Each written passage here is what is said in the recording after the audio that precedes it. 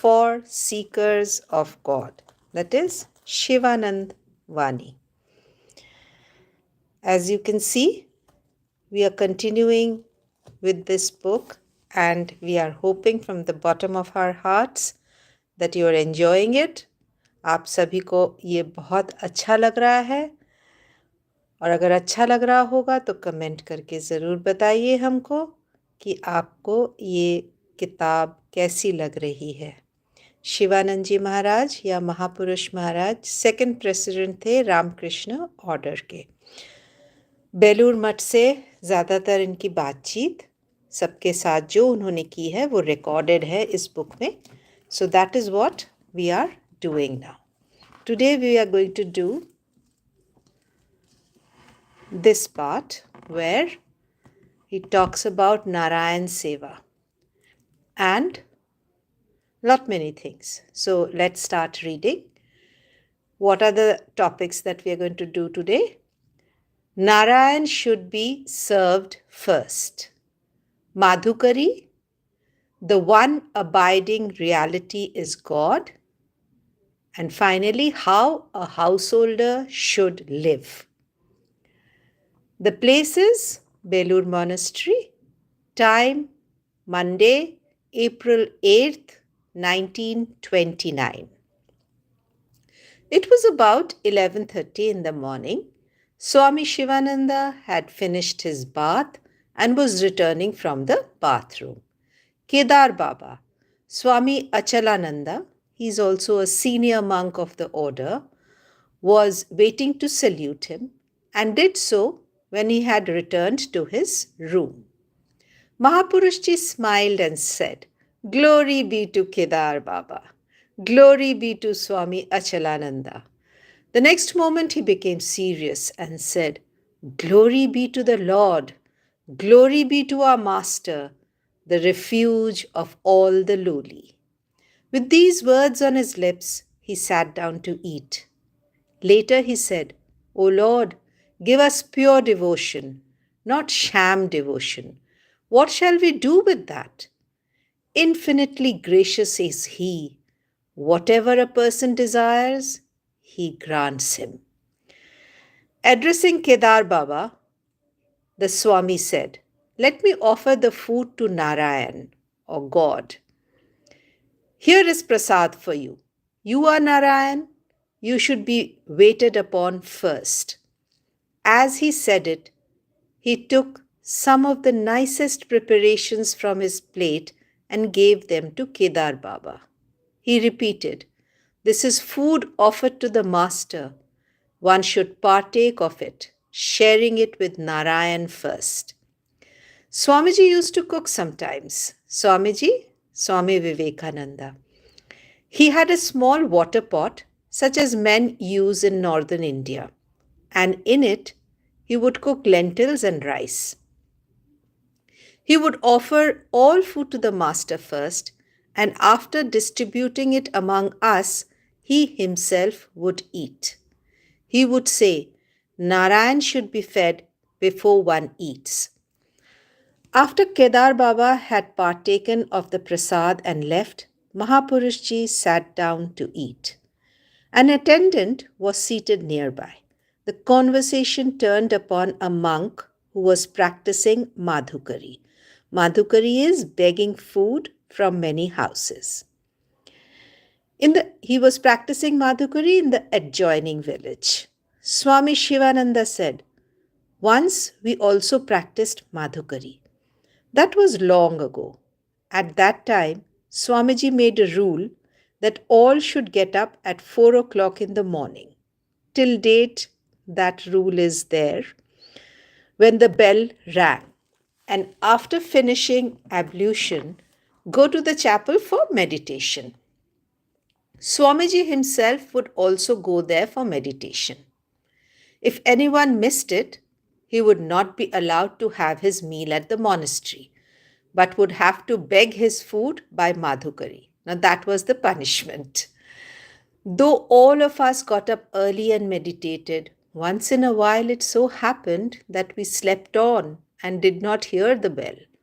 In the morning, Swamiji would say, If we ourselves do not abide by these rules, how can we expect the boys to do so? That is why we would tell us to go and beg for our food. So Swamiji would ask them to go and beg for food by Madhukari as a penance. I myself once or twice practiced Madhukari in this way. It was 5:30 in the afternoon. Mahapurushji was seated in his room when a young devotee came. He saluted the Swami and took his seat on the floor.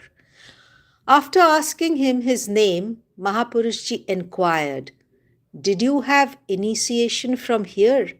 Meaning himself. Devotee, "Yes, sir. I had an initiation last July." Swami, "That's very good. Do you practice meditation regularly?" Whether you had initiation from here or not, you should take his name. Then alone will you have peace. You should fervently pray to him, saying, "O Lord, give me devotion and faith. Let me not be deluded by that world bewitching Maya." Repeat his name and pray to him with great sincerity for as long as possible. Devotee, formerly I used to do that, meditate and pray a great deal, but of late I have not been able to find time. So I do it for just a little while. Now Maharaj answers, "That is fine.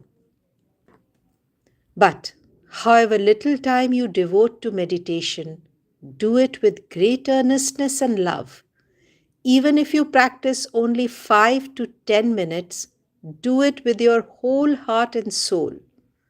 God is Antaryamin, the inner controller, dwelling within. He judges by your heart.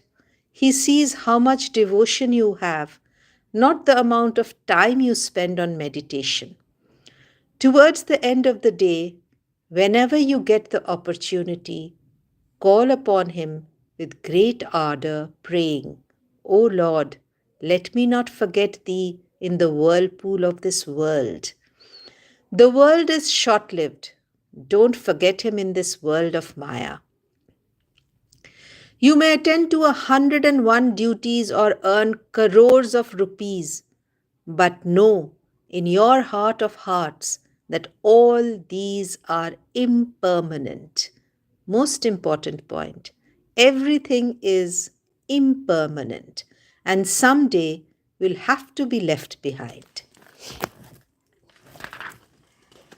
The one abiding reality is God. I'll repeat that. The one abiding reality is God. Do call upon him and take refuge in him. All your bondage will be destroyed, my child. Devotee, please bless me, then everything will be all right. The Swami says, "Of course I bless you. I bless you very much. What do we have other than blessings? I am saying all these things because I bless you. Call upon the Master and take refuge in him. Our Master is living and is bound to respond if you pray to him earnestly. For the good of many, God, the Universal Spirit, incarnated himself in this age as Sri Ramakrishna.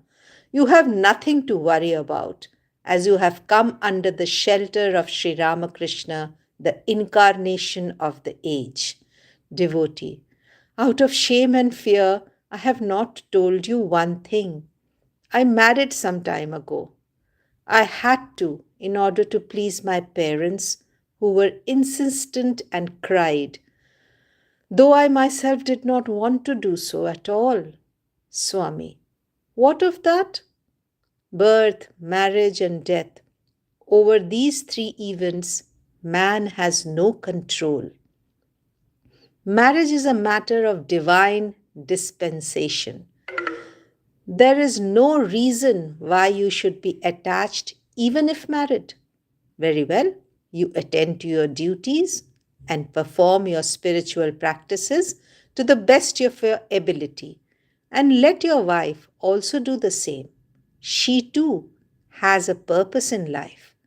This is not for enjoyment. Just as you are created by God, so is she. You are a part of God, and she is a part of the Mother of the universe. Teach her the kind of life you are living. She too will take the name of the Lord, pursue spiritual studies and devotion, attend to the duties of the world, and serve the elders. Train her along these lines. That is what you should do. So, these are the householders' duties that Maharaj is telling us. Instead of this, if you use her for enjoyment of the body, I shall say, fie upon you.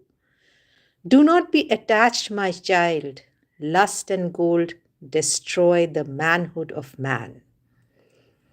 Devotee, I have the hope that everything will be all right so long as I have your blessings and am under the shelter of the Master. Swami, above everything else, do not forget the ideal of life. Life is short and impermanent. It is not for enjoyment. Bear this in mind. Now go to the chapel for a little while, salute the Master, meditate upon him, and pray to him fervently. He will certainly give you peace. So the Master, Sri Ramakrishna, will always give us peace. So let us pray to him. Today, we will end our reading here. Hope you all are enjoying this book. Do stay tuned to Devakshar, like and share our videos, and do not forget to subscribe to our channel. Thank you so much for being with us. Namaskar.